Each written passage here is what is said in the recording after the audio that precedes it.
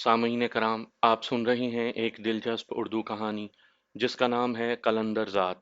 ये इस सिलसिले की किस्त नंबर 3 है। मुझे उम्मीद है आपको मेरी ये काविश पसंद आ रही होगी। आपने अगर अभी तक मेरा चैनल कहानी घर सब्सक्राइब नहीं किया तो अभी मेरे चैनल को सब्सक्राइब करके बेल नोटिफिकेशन ऑन कर लीजिए ताकि आने वाली हर नई कहानी की इत्तला बर वक्त आप तक पहुंच सके। ये है तुम्हारी हवेली जसपाल। 28 बरस से ये वैसी की वैसी है। अनुजीत ने कहा तो जसपाल के दिल पर एक घूंसा लगा। उसने अपनी डुबडुबाई आंखों से उस बदकिस्मत हवेली को देखा जिसके सारे मकीन 28 साल पहले कत्ल करके जला दिए गए थे। उस हवेली की हालत अपनी खामोश जबान से खुद ही बता रही थी कि उस पर और उसके मकीनों पर क्या कयामत गुजरी होगी। 28 बरस पहले उठने वाले धुएं से जो स्याही आई थी, वक्त ने उसे मजीद स्याह कर दिया था। न जाने कितने सावन और कितनी बारिशें हुई होंगी, मगर इस हवेली की किस्मत में स्याही ही रही। जला हुआ फाटक बंद था, शायद लोगों ने पानी डालकर आग बुझाई होगी। लोहे पीतल के कुंडों के दरमियान में से अंदर का भयानकपन दिखाई दे रहा था। तभी उसने भीगते हुए लहजे में पूछा, अनुजीत, क्या कभी कोई इस हवेली के अंदर नहीं गया? नहीं जसपाल, सच पूछो तो लोग इस हवेली के अंदर जाने से डरते हैं, अनुजीत ने दुखी लहजे में कहा। तब उसने हैरत से पूछा, वो क्यों? ये हवेली सन 84 के मई में मुकम्मल हुई थी और उसी महीने सब लोग इसमें आकर रहने लगे थे। जुलाई में ये सानहा हो गया और लोग इस हवेली को मनहूस ख्याल करने लगे और अब तक करते हैं। ये सुनकर जसपाल मजीद कुछ नहीं बोला, बल्कि उसे खुद पर काबू पाने में कई लम्हे लग गए। फिर उसने अपनी हिम्मत जमा की और धकेल कर फाटक को खोला। जरा सी चिड़चिड़ाहट के बाद वो खुलता चला गया। ड्योढ़ी में गंध भरा पड़ा था। वो चलता चला गया। आगे सहन में भी हालत वैसी ही थी। सिर्फ एक सरसब्ज दरख्त खड़ा था, नीम का सरसब्ज दरख्त जिसके पत्ते 28 बरस से गिर रहे थे और उनसे सहन में सरांड भरी थी। वो सहन पार करके तवील बरामदे में आ गया। स्याह कमरे उसकी आंखों के सामने थे। फिर उसकी आंखों के सारे मंजर डूब गए। यहीं इस हवेली में, यहाँ सहन बरामदे और इन कमरों में उसका बापू, माँ, ताए, ताइयाँ, चाचा, चाची, उनके बच्चे और फूफी सब जिंदा रहे थे। और अब एकदम से कोहराम ज़दा चीखो पुकार उसके कानों में गूंजने लगी। हवाएं बैन करने लगीं, दीवारें मातम कुना होने लगीं। इस आहो बुका में वो जी कड़ा करके वहीं खड़ा रहा। उसके अंदर नफरत का अलाव पूरी कुव्वत से तड़तड़ाने लगा था और वो लम्हात किसी तेल की मानिंद उसे मजीद भड़का रहे थे। रगों में दौड़ते हुए खून में हर खुलिया नफरत में भीगा हुआ था, जिसमें इंतकाम रच बस गया था। नफरत और इंतकाम दोनों मिलकर उसका जिस्म फाड़ देने को थे और वो खुद को टूट जाने से बचाकर अपने आप पर काबू पा रहा था। इन लम्हात में अगर वो खुद पर काबू ना रख पाता तो सारी जिंदगी की रियाजत ज़ाया हो जाने वाली थी। ऐसे वक्त में जबकि वो खुद को संभाल रहा था, उसकी पुश्त पर एक नरम सा हाथ आन ठहरा। उसे लगा जैसे भड़कती हुई आग पर सावन की रिमझिम फुहार पड़ने लगी हो। वो चौंक गया। उसने आहिस्तगी से मुड़कर देखा। निगाहों में ममता, चेहरे पर मोटे नकूश, खेलते हुए रंग में से झलकता खलूस, सर पर मोतिया रंग का आंचल लिए फरबा माइल बुजुर्ग सी खातून उसे पुरशौक निगाहों से देख रही थी। पुत्र जसपाल, मैं अनुजीत की बेबे हूँ, तेरी फूफो सुखजीत कौर की गहरी सहेली कुलजीत कौर। कुलजीत कौर? आप? जसपाल सिंह ने हैरत से उसके चेहरे पर देखते हुए कहा। ये नाम उसने अपनी फूफो से बार बार सुना था। हाँ पुत्र, तू चल मेरे साथ घर, वहीं चलकर बातें करते हैं। मैं इसलिए यहाँ आई हूँ, तू जितनी देर यहाँ ठहरेगा उतना ही। ये कहते हुए कुलजीत कौर का अपना गला रुंध गया था। जसपाल ने चंद लम्हे कुलजीत कौर के चेहरे पर देखा, जो शिद्दत जज्बात से सुर्ख हो गया था। फिर वो उसके गले लग गया। उसे यूं लगा जैसे वो बहुत दिनों के बाद अपनी फूफो से मिल रहा हो। एक दूसरे से जुदा हुए तो जसपाल ने उसका हाथ पकड़कर बाहर जानिब चल दी। सहन में फैले हुए नीम के दरख्त की तरफ देखते हुए कुलजीत कौर ने कहा, सिर्फ यही बचा है तेरी तरह। तेरी और इसकी उम्र एक जितनी है। गौर कर पुत्र जसपाल, इस दरख्त को पालने वाला दुनिया में कोई शख्स नहीं है, पर रब तो है ना पालने वाला। देख, जिसे कोई नहीं पालता रब उसको फल देने वाला बना देता है। इसे किसी ने नहीं तराशा, पर रब ने इसको किस कदर सरसब्ज शादाब कर दिया। मेरी ये बात पल्ले बांध ले पुत्र। इन जज्बाती लम्हों में जसपाल ने कुलजीत कौर के दोनों हाथ अपने हाथों में लेते हुए कहा, फूफो, वादा करें कि आप मुझे वो सब कुछ सच बता देंगी जो मैं नहीं जानता। हाँ पुत्र, मैं सब कुछ बता दूंगी, मगर एक वादा तुमने भी मुझसे करना है। ऐसा कोई वादा मत लेना फूफो जिसे मैं पूरा न कर सकूं। जसपाल ने सोचते हुए कहा, चल फिर छोड़, बाद में बात करेंगे, आओ चलें। वो मायूसी भरे लहजे में बोली और बाहर की जानिब चल दी। वो उसके साथ साथ चलता हुआ बाहर तक आ गया। बाहर लोगों का ठठ लग चुका था। हर किसी को ये मालूम हो चुका था कि कलविंदर सिंह का पुत्र और उस हवेली का मालिक आ गया है। वो सब उसे देखने के मुश्ताक थे। जसपाल सिंह रुक कर उन सब को देखने लगा। वो सब मुख्तलिफ उम्रों के मर्द और औरतें, जवान, लड़के, लड़कियां थीं। तब अनुजीत ने अपनी बेबे से कहा, बेबे, तुम चलो, मैं जसपाल के साथ थाने से होकर आता हूँ। थाने? मगर क्यों? जसपाल ने पूछा। क्या तुम नहीं जानते कि तुम गैर मुल्की पासपोर्ट पर वीजा लगवा कर भारत आए हो, फिर सिख भी हो? थाने में रिपोर्ट तो करना होगी क्योंकि तुम गैर मुल्की हो। शायद तुम्हें इस मुल्क का शहरी भी तसव्वुर ना किया जाए कि तुम्हारे पास ऐसा कोई सबूत नहीं है कि तुम्हारा ताल्लुक इस मुल्क से है। अनुजीत के लहजे में तंज की काट थी, जैसे वो उसके बारे में नहीं कह रहा हो बल्कि अपनी कौम का नोहा पढ़ रहा हो। इस पर जसपाल ने तवील सांस ली और सुकून से कहा, ठीक है। जैसे ही कुलजीत कौर अपनी सफेद कार में ड्राइवर के साथ वापस चली गई, अनुजीत अपनी जीप की तरफ बढ़ा। जसपाल उसके साथ वाली निशिस्त पर बैठ गया तो उसने जीप बढ़ा दी। उनका रुख थाने की तरफ था। मैं बेचैनी से पीरजादा वकास का इंतजार कर रहा था। अब तक उसकी तरफ से आने वाले लोगों को आ जाना चाहिए था। शाखा तैयार होकर आया तो उसे बदली हुई सूरत हाल के बारे में मालूम हुआ। उसने फौरन ही अपने चंद दोस्तों को इकट्ठा कर लिया। वो सब घर के बाहर मुख्तलिफ जगहों पर फैल गए ताकि किसी भी नागहानी सूरत हाल से निमटा जा सके। जबकि मैं सहन में टहलने लगा, अम्मा और सोनी भी सूरत हाल से आगाह थीं। उन्होंने मुझसे कोई सवाल नहीं किया। मैं दो तीन बार छत पर से होकर आ गया। मेरे घर की छत से दूर तक सड़क साफ दिखाई देती थी। इस बार जब मैं छत पर गया तो मुझे एक हाईएस वैन आती हुई दिखाई दी। मुझे उस पर शक हुआ। ऐसी वैगनें हमारे इलाके में नहीं चलती थीं। मैंने तेजी से अपने साथी को इशारा किया, फिर खुद ही उतरकर गली में आ गया, जहां मेरी बाइक पहले ही से खड़ी थी। छाके वगैरह ने गली में खड़ी हुई जीप को धक्का लगाकर गली के किनारे पर लगा दिया था। कुछ देर के बाद हाईएस गली में दाखिल हुई और फिर मेरे दरवाजे के सामने आन रुकी। उसमें काफी सारी औरतें और मर्द थे। उन औरतों के चेहरे शनासा थे। एक मोटा सा शख्स बाहर निकला और बड़े मुअद्दब लहजे में बोला, वो जी सोनी आपके पास। वहीं ठहरो, अभी बुलाता हूँ, मैंने कहा और पलट कर गेट में आ गया। सोनी नीम के दरख्त तले अम्मा के साथ खड़ी थी। मैंने वहीं से हाँक लगाते हुए कहा, आ जाओ सोनी, तुम्हारे लोग तुझे लेने के लिए आ गए हैं। मेरे यूं कहने पर वो अम्मा के गले लग गई। फिर अपने आंसू पोंछती हुई बाहर की जानिब चल पड़ी।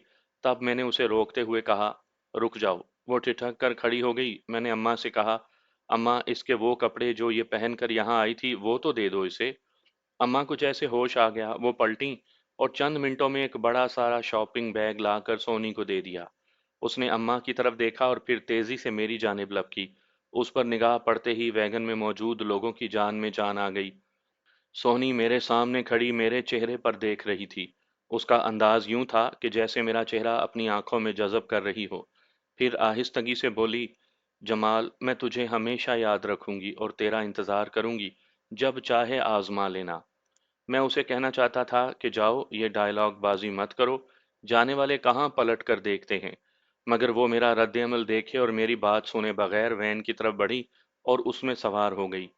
जब तक वो मोटा शख्स मेरे करीब हुआ और बड़े मुअद्दब लहजे में बोला, पीरज़ादा साहब का पैगाम है कि आप उन्हें फ़ोन कर लें। मैंने उसे कोई जवाब नहीं दिया तो वो पलटकर पैसेंजर सीट पर जा बैठा। तब तक मैं भी अपनी बाइक पर बैठ चुका था। वैगन के बढ़ते ही मैंने भी अपनी बाइक बढ़ा दी। फिर जिस वक्त वो चौक पार कर रहे थे तब तक 6 मोटरसाइकिलें वैगन के इर्द गिर्द चल पड़ी थीं। हर मोटरसाइकिल पर दो दो बंदे थे और वो सब असला से लैस थे। अगर कुछ होना होता तो यही होना था, क्योंकि गांव की गलियों से निकलता हुआ ये काफिला सड़क पर आ गया था और सामने सरदार शाह दीन की हवेली थी। मैं पूरी तरह चौकन्ना था। वैगन ने सड़क पर चढ़कर शहर की तरफ रुख कर लिया। चंद किलोमीटर तक हम उनके साथ गए, फिर पलट आए। इस दौरान मैंने सोहनी की झलक कई बार देखी। जब भी मेरी निगाह उस पर पड़ी, वो मेरी ही तरफ देख रही थी। छाके ने उन्हें शहर तक छोड़कर आना था, वो उनके साथ पड़ गया। उनके साथ एक मोटरसाइकिल पर दो लोग थे। मैं समझ गया था कि सरदार शाहदीन ने मुझे धमकाने की कोशिश की थी, जो नाकाम हो गई। मैं किसी ऐसे ही वक्त का इंतजार कर रहा था जब सरदार मेरे साथ दुश्मनी का आगाज करे, और मेरे ख्याल में वो ऐसा कर चुका था। शायद मेरा वो ख्वाब मुझे यही बताने के लिए था कि जिस जंग की मैं बचपन से ख्वाहिश कर रहा था वो शुरू होने वाली है। मुझे पीरजादे को फ़ोन करना था। मैंने चौक में जाकर उसे फ़ोन किया, वो घर पर नहीं था। सो मैं डेरे की तरफ चल दिया। उस वक्त दोपहर हो चुकी थी और मैं डंगरों को चारा डालकर बैठा ही था। भेदा दूध धोने की तैयारी करने के लिए बर्तन में पानी भरने गया हुआ था। उस दिन मुझे देर हो गई थी। मैं और भेदा मगरिब तक मसरूफ रहते थे। अभी कुछ देर बाद गवालों ने आ जाना था, जो हमसे दूध खरीदते थे। अगरचा देर हो जाने की वजह से मुझे भेदे का हाथ बटाना था, मगर मेरा जहन काम की तरफ नहीं था, बल्कि मैं बहुत कुछ सोच रहा था। पिछले कई घंटों में जो मेरे साथ पै दर पै वाकयात पेश आए थे, मुझे उनका सिरा नहीं मिल रहा था। मेरा दिमाग भी मेरा साथ नहीं दे रहा था। मैं सोच रहा था कि मेरा ख्वाब और ये वाकयात, इनमें कोई ताल्लुक है। इन्हीं लम्हात में डेरे की जानिब आने वाले कच्चे रास्ते पर सफ़ेद करोला आती हुई दिखाई दी। उसके पीछे धूल उड़ रही थी, जिसमें दो तीन और भी गाड़ियां आती हुई दिखाई दी। मैं पहचान गया कि वो शाहजेब की गाड़ी थी। मेरे होंठों पर मुस्कुराहट फैल गई, क्योंकि पीरजादा वकास के साथ बात करके मेरा अंदाजा था कि वो मेरे पास ज़रूर आएगा। उसने बाहर वाले फाटक पर ही गाड़ी रोक दी, तो बाकी गाड़ियां भी वहीं रुक गईं। वो अपनी गाड़ी से निकला और बड़ी बेतकल्लुफी से तन्हा फाटक खोलकर अंदर डेरे में आ गया। बाकी लोग बाहर ही खड़े रहे। अलैक सलैक के साथ वो चारपाई पर फैल कर बैठ गया। मैं उसके सामने वाली चारपाई पर बैठा तो चंद लम्हे खामोश रहने के बाद बोला, पीरजादा वकास ने बड़ी गहरी साजिश करके मात वाला बदला ले लिया था। तुम शायद ना समझो, लेकिन मैं जानता हूं कि उसने मेरा बहुत बड़ा नुकसान कर दिया है। कौन सा नुकसान, और कितना? सरदार शाहजेब, मैंने कहा, तो बावजूद कोशिश के तंज को अपने लहजे से अलग नहीं कर पाया।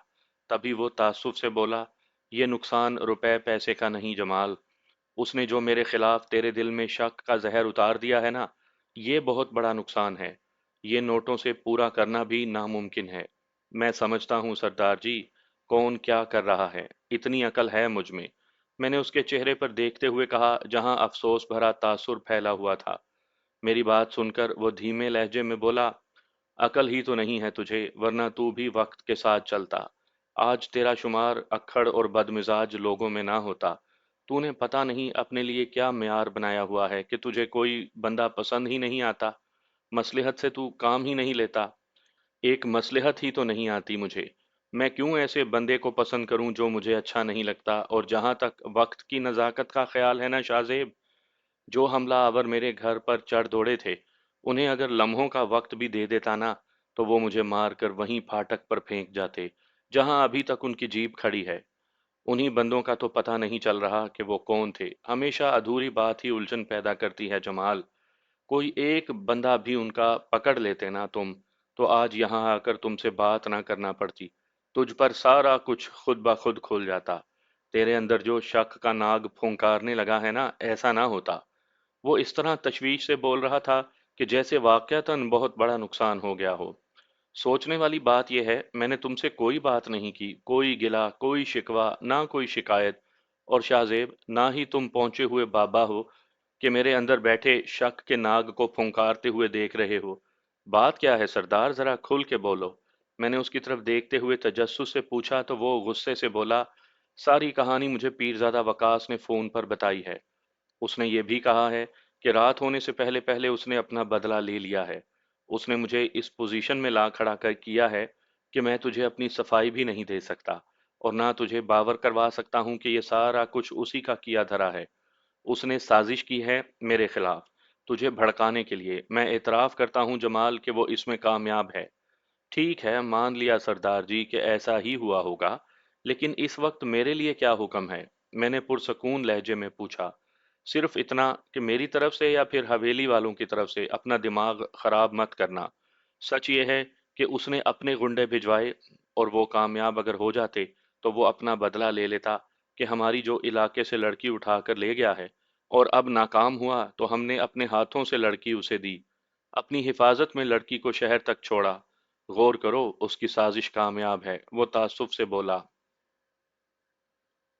तुम्हें मालूम है शाहजेब कि मैं अपने दिमाग से सोचता हूँ, वो मैंने सोच लिया है। हाँ, इस कामयाब साजिश को अगर नाकाम करना चाहते हो तो अब भी वक्त है, कर सकते हो, वरना मैंने तो वो ही करना है ना जो मैंने सोचा है। वो क्या? उसने चौंकते हुए कहा। मेरे घर के सामने खड़ी हुई जीप, ये पक्की बात है कि वो चोरी की होगी। सरदार शाहदीन एमएनए का पार्टी में बड़ा असर रसूख है। पुलिस वाले उनके इशारों पर नाचते हैं, पता करवा लें कि ये किसने चोरी की है, मामला साफ हो जाएगा। मैंने कहा तो वो सोच में पड़ गया। वो एकदम से तन गया, जैसे बात उसकी समझ में आ गई हो। ठीक है, अब मुझे सफाई देने की जरूरत नहीं, सारा मामला पुलिस हल कर देगी। ये कहकर वो तेजी से उठा और मुसाफे के लिए हाथ बढ़ाया। मैंने रिवायती तरीके से दोनों हाथों के साथ उसके साथ मुसाफा किया। उसने एक निगाह मेरे चेहरे पर डाली और वापस पलट गया। मैं उसे उस वक्त तक देखता रहा जब तक वो अपने साथ आए लोगों के साथ कच्चे रास्ते पर गाड़ियां दौड़ाते हुए निगाहों से ओझल नहीं हो गया। मैं धीरे से हंस दिया। मुझे अपनी उंगली पर नचाने वाले अब खुद नाचने लगे थे। मगरिब से जरा कबल मैंने घर ले जाने के लिए दूध का बर्तन बाइक के पीछे रखा और चल दिया। गवाले कब का दूध ले जा चुके थे। डेरे से घर का फासला तकरीबन 2.5 किलोमीटर था, जो सारे का सारा कच्चा था। मैं गांव में दाखिल होकर चौक तक आया तो फजल कुम्हार ने मुझे रोक लिया, फिर जल्दी से बोला, अभी गली में मत जाओ, उधर पुलिस आई हुई है। तेरे घर के सामने खड़ी है ना वो जीप। पुलिस? मगर वो क्यों? मैंने तजस्सुस से पूछा, हालांकि मेरे लाशऊर में कहीं था कि ऐसा ही होने वाला है। वो जब भी बनी मेरे गले में फंदा बनने की वजह बनेगी। अब वो फंदा बनती है या नहीं, लेकिन इससे ये तस्दीक हो जानी थी कि हमला आवरों का ताल्लुक किन से था, पीरजादा वकास या सरदार शादीन। पता नहीं, वो जीप को घेरे खड़े हैं। तेरी अम्मा ने तो कहा है कि वो आएगा तो उससे पूछ लें, वो आने ही वाला है। मैं यहाँ तेरे इंतजार में खड़ा था कि तुझे बता दूं।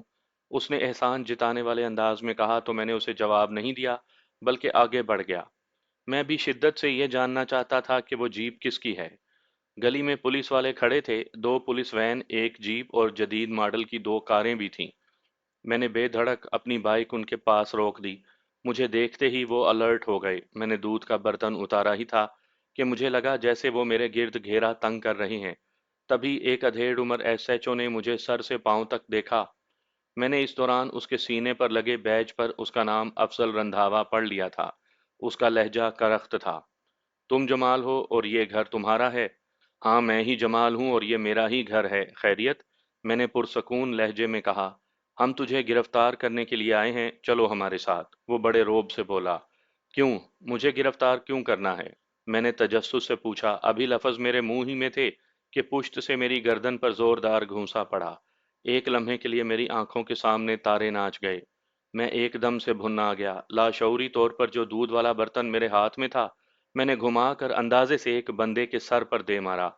अगले ही लम्हे गन्ने और राइफलें मेरी तरफ सीधी हो गईं। अफजल रंधावा ने इंतहाई सूरत से अपना रिवॉल्वर निकाल लिया। खबरदार हरकत मत करना, वरना गोली मार दूंगा। उसने इतना ही कहा था कि कई पुलिस वाले मुझ पर टूट पड़े। दूध वाला बर्तन मेरे हाथ से निकल गया। मुझे नहीं मालूम कि वो कितने लोग थे। मैं मुजाहमत में फक्त इतना बचाव कर रहा था कि कोई जर्ब नाजुक जगह पर ना लगे। पता नहीं कितना वक्त गुजर गया।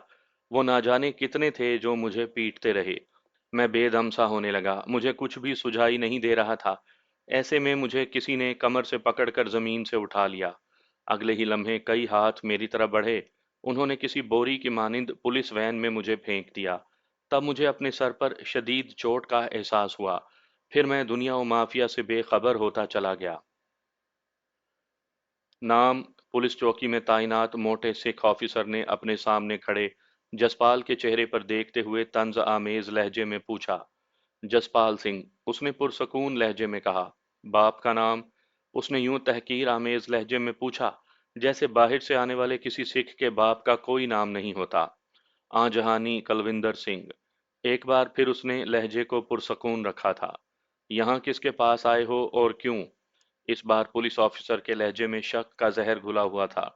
मैं यहाँ अपने घर आया हूँ। इस गांव में मेरे आबाओ अजदाद का घर है, जो अब भी मौजूद है। मैं यहीं पैदा हुआ हूँ और अब जसपाल ने जज्बाती लहजे में कहना चाहा तो उसकी बात काटकर ऑफिसर बोला, लेकिन ये सब तेरे इन कागजात में नहीं लिखा हुआ और ना ही ये मेरे सवाल का जवाब है। मैंने जो पूछा है वो बताओ।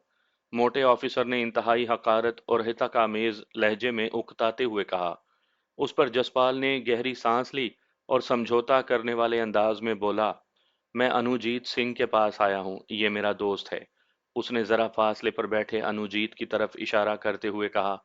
जसपाल के लहजे में ना चाहते हुए भी सर्दपन उतर आया था। कितने दिन का प्रोग्राम है? ऑफिसर ने यूं कहा जैसे उसकी पहले वाली बात की कोई अहमियत ना हो। जितने दिन का वीज़ा है और जिसकी मुद्दत मैं जब चाहे बढ़ा सकता हूँ। ये बात मेरे कागजात में दर्ज है। इस बार लहजे में सर्दपन के साथ तंज भी उतर आया था। मोटे ऑफिसर ने जरा सी आंखें मूंद कर उसकी जानिब देखा और बोला, ठीक है, मगर तुम्हारी जितनी भी मूवमेंट होगी उसकी इत्तला यहाँ थाने में होनी चाहिए। मतलब मैं इस आज़ाद मुल्क में भी आज़ाद नहीं हूँ। वो ऑफिसर की आंखों में देखता हुआ बोला। आज़ादी हमेशा पाबंदियों के साथ मिलती है मिस्टर जसपाल सिंह। हर मुल्क के कानून की पासदारी करना पड़ती है और हम कानून की हुक्मरानी ही के लिए यहाँ बैठे हैं। अब तुम्हारे माथे पर तो नहीं लिखा कि तुम दहशतगर्द नहीं हो। जिस कदर ये चांस है कि तुम यहाँ अमनो अमान से रह कर वापस चले जाओगे, उतने ही चांस ये भी हैं कि तुम किसी दुश्मन मुल्क की सरगर्मियों में भी मुलविस हो।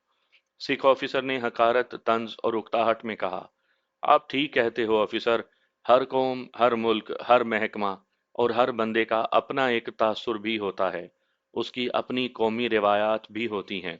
उसके अपने आबाओ अजदाद का विरसा भी होता है, जिससे जाहिर है कि वो कैसा है। आप जबकि मुझे एक गैर मुल्की और मशकूक आदमी बनाने पर तुल ही गए हैं तो सुनो। आपसे मिलने के बाद भारत, पंजाब और खसूसन सिख कौम के बारे में जो मेरा तासुर था वो ख़त्म होकर रह गया। उसके लहजे में भी नफरत ओद कर आई थी। क्या मतलब, तुम क्या कहना चाहते हो? वो एकदम हत्थे ही से उखड़ गया। इसीलिए वो उसी ही के लहजे में बोला, वही जो तुम समझ गए हो। नया सवाल बोलो। इस बार जसपाल सिंह बावजूद कोशिश के अपने गुस्से पर काबू ना रख सका। उसने साफ लफ्जों में वही कह दिया जो उसकी समझ में आया था। पुलिस ऑफिसर चंद लम्हे सोचती आंखों से उसकी तरफ देखता रहा, फिर उसी हतक आमेज लहजे में उसके कागजात समेट कर वापस देते हुए एक जानिब इशारा करते हुए बोला, नहीं, कोई सवाल नहीं, उधर जाओ, मेरे असिस्टेंट सतपाल के पास, उसके पास जाकर फॉर्म पुर करो और उस पर दस्तखत करके चले जाओ। मगर मेरी हिदायत को जहन में रखना। अब जाओ। जसपाल ने बामुश्किल खुद पर काबू रखा, अपने कागजात पकड़े और अपनी जानिब देखते हुए एक पुलिस कांस्टेबल की तरफ देखा, जिसकी तरफ ऑफिसर ने इशारा किया था। उसके पास अनुजीत बैठा था, वो उसके पास चला गया। कांस्टेबल सतपाल ने सामने पड़ी कुर्सी की तरफ इशारा करते हुए कहा, बैठिए। शुक्रिया, उसने कहा और अनुजीत के साथ ही पड़ी कुर्सी पर बैठ गया। तब तक सतपाल ने दराज में से एक फॉर्म निकाल कर उसके सामने रखा और बड़े आराम से बोला, आप परेशान ना हो, हमारे ऑफिसर का स्वभाव यानी मिजाज ही ऐसा है। तबीयत का कुछ गर्म है, वैसे ये अंदर से बहुत अच्छा आदमी है। आप यहाँ ज़रूरी मालूमात लिख कर दस्तखत कर दें। जसपाल सिंह ने एक निगाह में वो मालूमात पढ़ी और फिर जल्दी जल्दी सब लिख कर अपने दस्तखत कर दिए। दोबारा एक निगाह डालकर उसे देते हुए बोला, ये लें। कांस्टेबल ने एक निगाह फॉर्म पर डाली और फिर वापस रखते हुए हंसकर बोला, आप अपने साथ स्कॉच विस्की तो लाए होंगे? नहीं, मैं नहीं लाया। मगर तुम क्यों पूछ रहे हो? जसपाल सिंह ने चौंक कर कहा तो अनुजीत बोला, वो मैं तुम्हें बता दूंगा। फिर कांस्टेबल से मुखातिब होकर बोला, तुम आओ जरा मेरे साथ बाहर। ये कहकर वो उठ गया। इसके साथ ही जसपाल सिंह भी बाहर जाने के लिए लपका तो कांस्टेबल भी उनके पीछे ही आ गया। अनुजीत ने अपनी जेब से कुछ बड़े नोट निकाल कर उसे देते हुए कहा, अपने ऑफिसर को समझा देना कि हमारे साथ और हमारे मेहमानों के साथ बात जरा तमीज से किया करे। अगर नहीं समझता तो उसे बात करना सिखा देंगे हम। अब जाओ। कांस्टेबल ने नोट जेब में डाले और वापस पलट गया। अनुजीत ने आंखों ही आंखों में जसपाल को समझाया तो दोनों गाड़ी की जानिब बढ़ गए। यार, मुझे बहुत गुस्सा आ रहा है उस पर, जसपाल सिंह ने कहा, जब वो थाने की हदूद से बाहर निकल रहे थे। फिर जब गाड़ी में बैठ चुके तो अनुजीत ने ड्राइविंग पर तवज्जो मरकूज रखते हुए तल्खी से कहा, तेरा क्या मतलब है? मुझे उस पर प्यार आ रहा है? तो फिर उन्हें रिश्वत देने की क्या जरूरत थी? उसने पूछा। रिश्वत? मैंने कौन सी रिश्वत दी है? मैंने कौन सा कोई नाजायज काम करवाया है? तुम समझो जसपाल, यहाँ जायज काम के लिए भी रकम देना पड़ती है। समझ लो ये भी गुंडा टैक्स है या भत्ता, वरना ये जायज काम को भी इतना मुश्किल बना देते हैं कि बस। अनुजीत ने उकताए हुए अंदाज में कहा, आइंदा तुमने किसी भी मामले में यूं रकम जाया नहीं करनी, मैं खुद चाहूंगा कि ये मेरे काम को मुश्किल बनाएं। जसपाल सिंह ने सोचते हुए लहजे में कहा। वो क्यों? अनुजीत ने पूछा।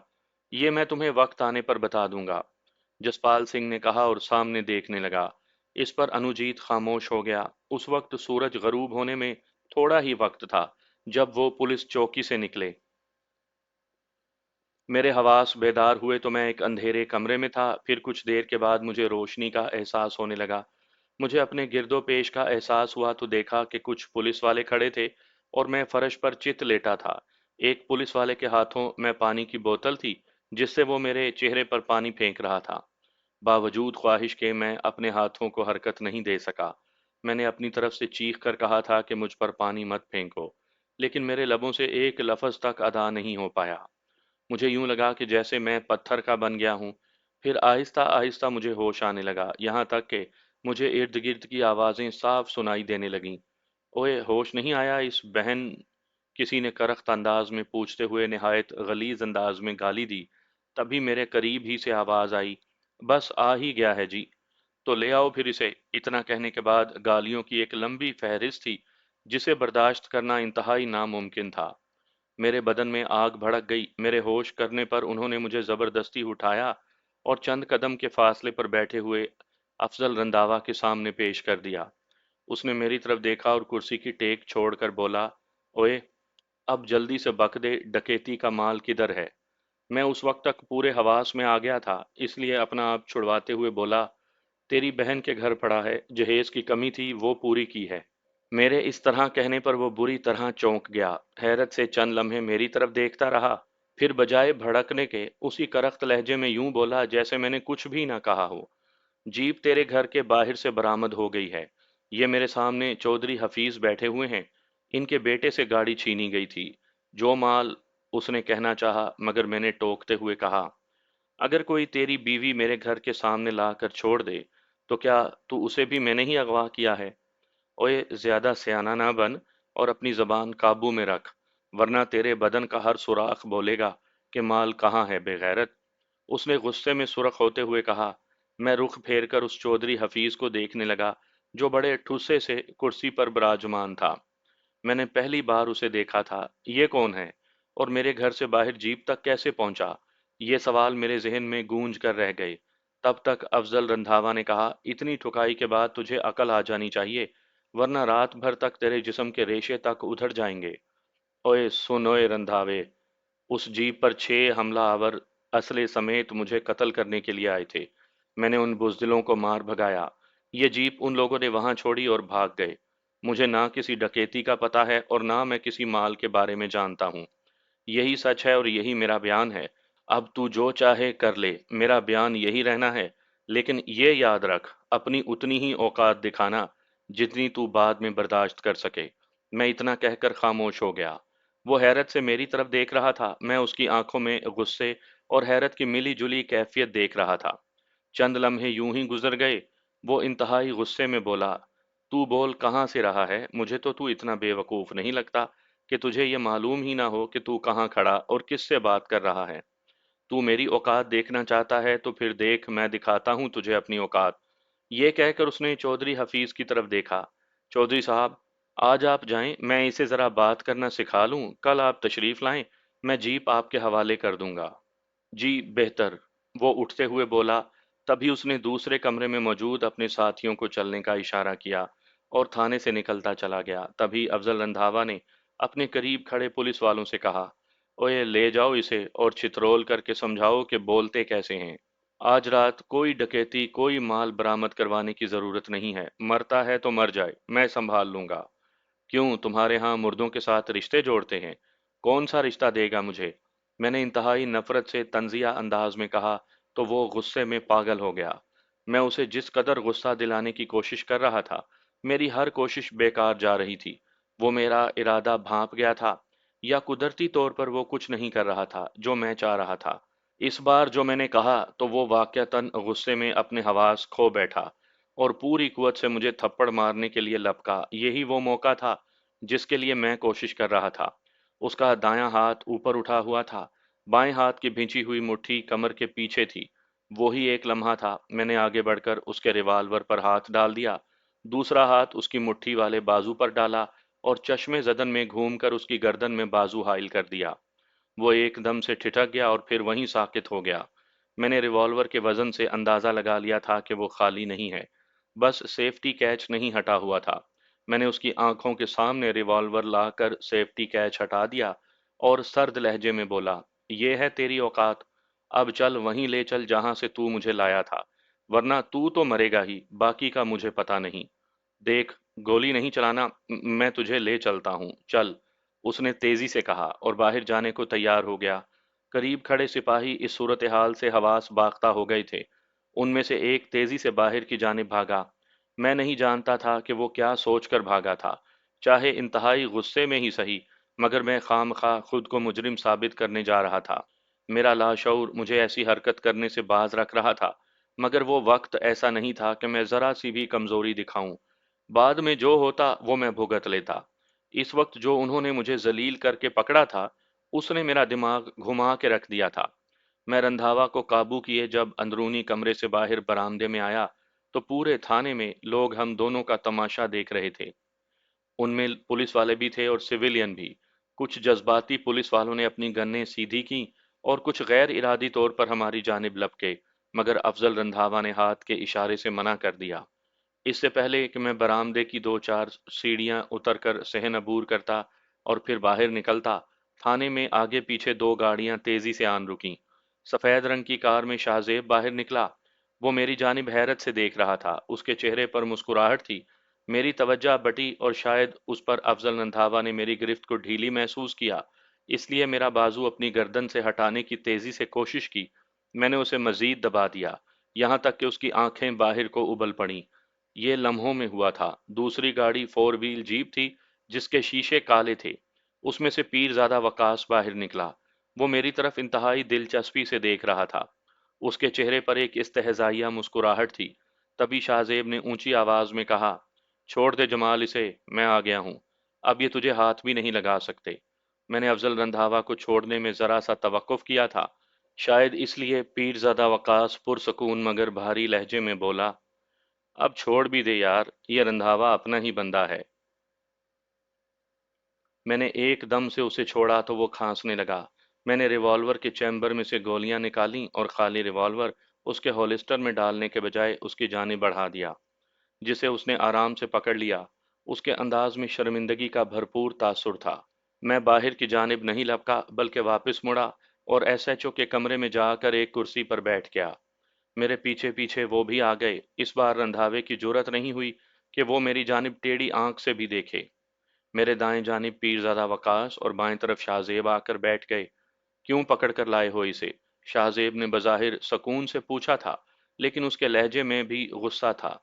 गाड़ी बरामद हुई थी, इससे चंद दिन पहले डकैती हुई थी और इस रंधावा ने कहना चाहा, मगर उसकी बात काटते हुए पीरजादा वकास ने पूछा, ये बताया किसने कि गाड़ी इसके घर के सामने खड़ी है? वो चौधरी हफीज अभी कुछ देर पहले यहाँ था। उसने बताया तो मैंने छापा मारा और गाड़ी मिल गई। रंधावे ने पूरे एतमाद से कहा। वो इस वक्त तक काफी हौसला पकड़ चुका था। ये तस्दीक किए बगैर कि गाड़ी इसने चुराई है या नहीं, तुम इसे पकड़कर यहाँ थाने में ले आए हो, और वो भी इस कदर जलील करके। क्यों?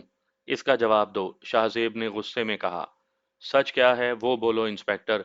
ये बच्चों जैसी बातें मत करो, वरना मुझे और शाहजेब को यहाँ देखकर तुम्हें समझ जाना चाहिए कि यह इलाका तुम्हारे लिए अजाब बन जाएगा। पीरजादा वकास ने सख्त लहजे में कहा। तो वो चंद लम्हे खामोश रहा, फिर उलझते हुए बोला, देखिए, अभी आप इसे ले जाएं, मैं आपको बाद में बता दूंगा। रंधावे ने ये लफ्ज बहुत मुश्किल से कहे थे। शायद उसके अंदर ही अंदर कुछ और लावा पक रहा था, या फिर वो खजालत के बाइस बात नहीं कर पा रहा था। कुछ ऐसा था जिसकी वजह से वो अजियत महसूस कर रहा था।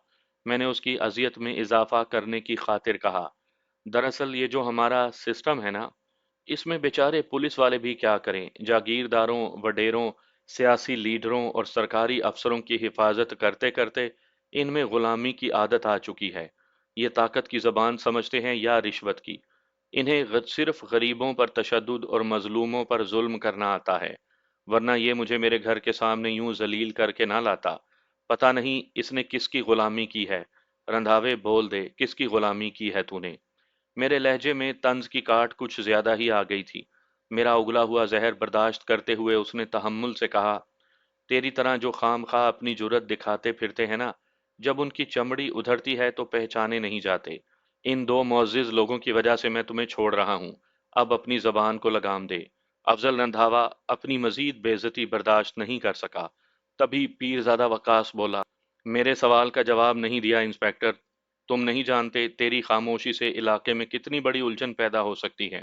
تم اس کا تصور بھی نہیں کر سکتے۔ اس کے یوں کہنے پر رندھاوے نے خود پر قابو پاتے ہوئے پیرزادہ وقاص کی آنکھوں میں دیکھتے ہوئے پوچھا، آپ مجھ پر یقین کریں گے؟ کروں گا، اس نے ایک دم سے کہا۔ تو پھر سنیں، مجھے میرے اعلیٰ آفیسر کا فون ملا۔ یہ جیپ جو اس کے گھر کے سامنے سے ملی ہے، یہ ملک سجاد کے بیٹے کی ہے۔ وہی ملک سجاد جو اس وقت وفاقی وزیر ہے۔ چودھری حفیظ اس کا بھیجا ہوا بندہ تھا۔ اب میں نہیں جانتا کہ کیا ہوا کیا نہیں۔ میں نے افسر کا حکم مانا ہے۔ چند دن پہلے ڈکیتی میں یہ گاڑی چھینی گئی تھی جو میں نے برآمد کی ہے۔ درمیان کی کہانی کیا ہے میں نہیں جانتا۔ وہ تذبذب بھرے انداز میں بولتا چلا گیا تھا، جس پر شاہ زیب بولا، تو پھر اپنے اس اعلیٰ افسر کو رپورٹ کرو اور اسے پوری کہانی سمجھاؤ، کیونکہ اس گاڑی پر 6 مسلح افراد اس پر قاتلانہ حملہ کرنے آئے تھے۔ اور دوسری بات، اپنے اعلیٰ افسر کو یہ سمجھا دو، جمال کو ہاتھ لگانے سے پہلے حویلی سے اجازت لینی ہوگی۔ یہ کہہ کر وہ اٹھ گیا۔ تبھی پیرزادہ وقاص بھی اٹھ گیا۔ ہم تینوں باہر صحن میں آ گئے۔ میری حالت خاصی خراب تھی۔ چلو ہسپتال چلتے ہیں، پیرزادہ نے کہا۔ نہیں، میں گھر جاؤں گا۔ میں اپنی چوٹوں کا علاج خود کر لوں گا، میں نے کہا تو شاہ زیب نے کار کا گیٹ کھول دیا۔ تبھی پیرزادہ بولا، شاہ زیب، مجھ پر کسی قسم کا شک مت کرنا، میں منافقوں کی طرح سیاست نہیں کرتا۔ یہ ان لوگوں کا کام ہے جن کی ولدیت میں کچھ شک ہوتا ہے۔ میں میدان کا بندہ ہوں۔ ہار جیت اپنی جگہ، زندگی رہی تو تیرے ساتھ مقابلہ کرتا رہوں گا، مگر جمال کے بارے میں میری کوئی سازش نہیں ہے، یہ ذہن میں رکھنا۔ میں تم پر یقین کرتا ہوں وقاص، بس یہ جیپ والے معاملے میں تعاون کرو، ورنہ میں جمال کا شک دور نہیں کر پاؤں گا۔ یہ کہتے ہوئے اس نے مسافے کے لیے ہاتھ بڑھا دیا۔ پورے تھانے کے لوگ یہ منظر دیکھ رہے تھے۔ اس وقت میرے بدن میں ٹیسیں اٹھ رہی تھیں اور میں جلد از جلد گھر پہنچ جانا چاہ رہا تھا۔ رات تیزی سے سر پر آ رہی تھی اور میرا ذہن تیزی سے سوچ رہا تھا کہ اگر یہ دونوں نہیں ہیں تو پھر تیسرا کون ہے؟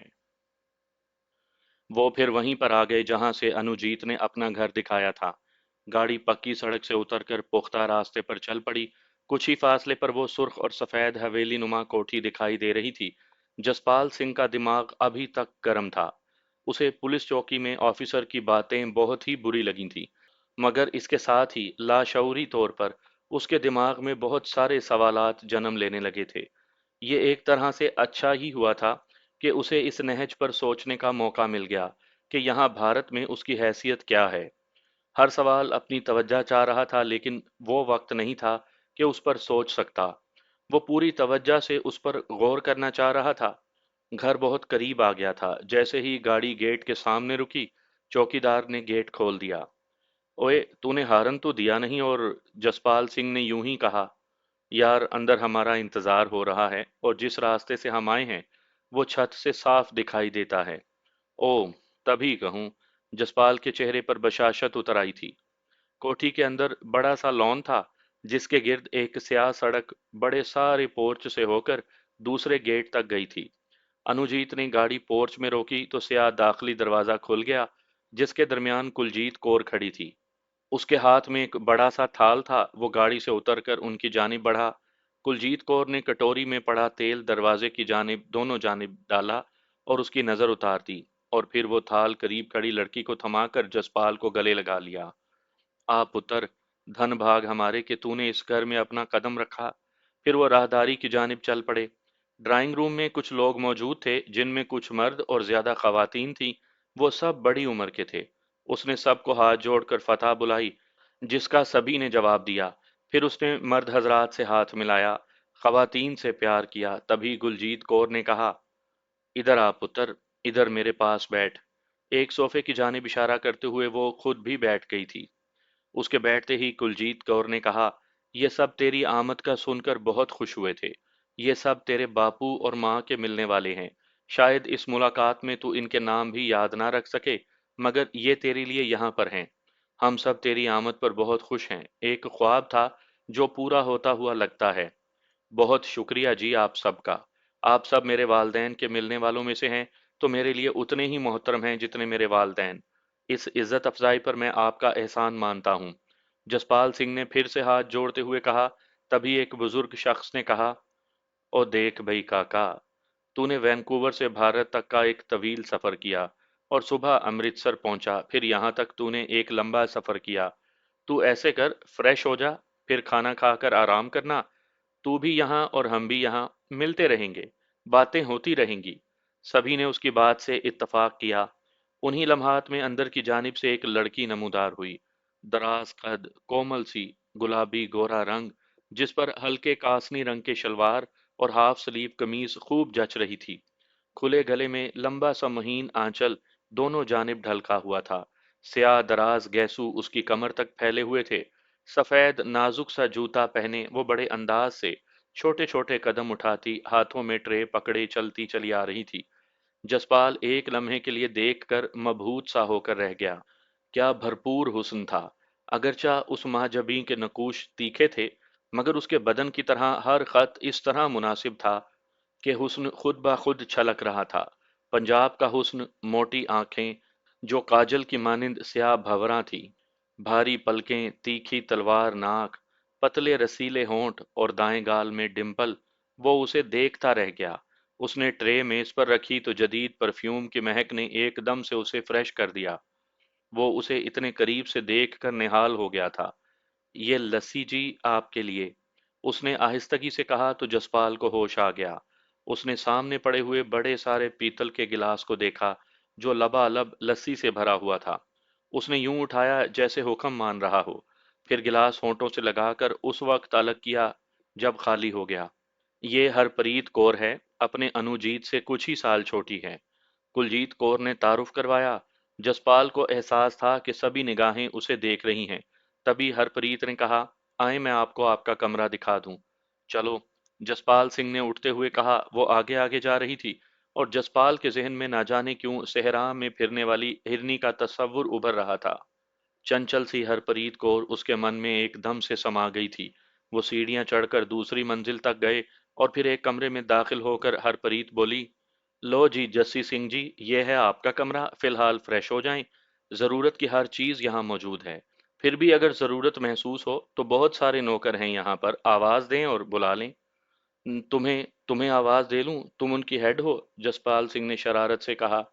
और हमें अपने नौकर ही समझ लें तो बड़ी बात है जी। आप आवाज़ देकर तो देखें जी। हरप्रीत ने होंठों पर मुस्कुराहट लाते हुए कहा तो जसपाल एकदम से ठिठक गया। हरप्रीत उसे बड़ी ज़हीन और मुतम्मिल मिजाज लगी थी।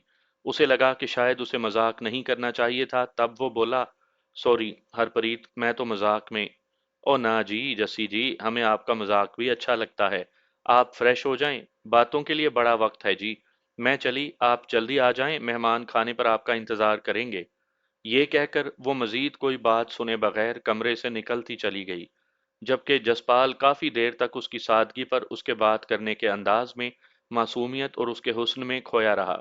खाने का एहतमाम कोठी के बाएं लॉन में किया गया था जो काफी बड़ा था। इसके साथ एक सीधा सा रास्ता जाता था जिसके एक जानिब स्विमिंग पूल और दूसरी जानिब टेनिस कोर्ट था। आगे फिर एक लॉन और उसके बाद मुलाजमीन के कमरे थे जिसे एक दीवार के साथ अलग किया हुआ था।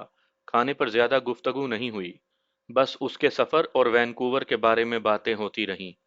हर बंदे ने अपना तारुफ करवाया और अपने यहाँ आने की बसद शौक दावत दी। खाने के बाद घर में सन्नाटा छा गया। अनुजीत मेहमानों के साथ मसरूफ रहा और यही हाल हरप्रीत कौर का था। आखिरी मेहमान के रुखसत होते ही कुलजीत कौर उसे लेकर ड्राइंग रूम में आ गई। चल पुत्र, अब जा अपने कमरे में और सुकून से जाकर सो जा।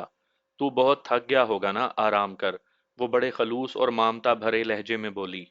नहीं फूफो जी, अभी मुझे नींद नहीं आएगी।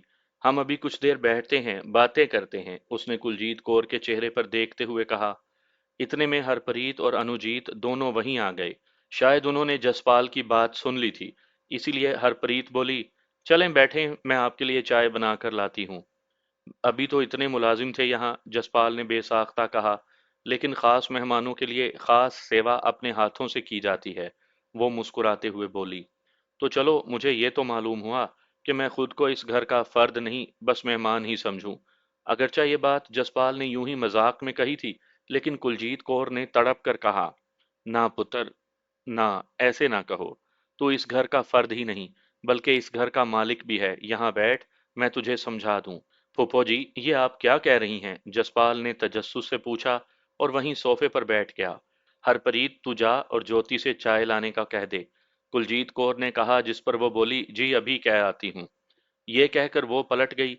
कुलजीत कौर चंद लम्हे जसपाल के चेहरे पर, फिर अनुजीत की तरफ देखकर बोली, ये तकरीबन तेरा हम उम्र है, कोई चंद माह ज्यादा होगी। तेरी फूफो सुखजीत कौर और मैं दोनों एक ही आंगन में खेलती रहीं। कभी वो हमारे घर होती या मैं उसके घर, सारा दिन यूं ही गुजर जाता। फिर एक दिन मेरे बापू ने हम दोनों को पकड़ा और उस पिंड ओगी के स्कूल में छोड़ दिया, जहां और बहुत सारे बच्चे पढ़ते थे। वक्त गुजरता गया और हमने जवानी में कदम रखा। ये आप दोनों के आंगन कहाँ थे? जसपाल ने पूछा। वही जिस हवेली में तू अभी गया था। ये पहले कच्चा घर होता था, तेरे दादा के जमाने में, और इसके साथ वाला घर हमारा था। फिर मेरे बापू ने गांव से बाहर नया घर बनवाया, तो हमने वो घर तेरे दादा को दे दिया था, ताकि गांव में खुली और अच्छी हवेली बन जाए। कुलजीत ने बताया। अच्छा, तो फिर? जसपाल ने पूछा। फिर वो कहते कहते रुक गई, जैसे हौसला जमा कर रही हो। चंद लम्हे यूं ही खामोश रहने के बाद बोली, सुन पुत्र, वो बातें भी सुन लें जो तू नहीं जानता। हाँ फूफो, तू आज ही बता दे मुझे, वो तेजी से बोला।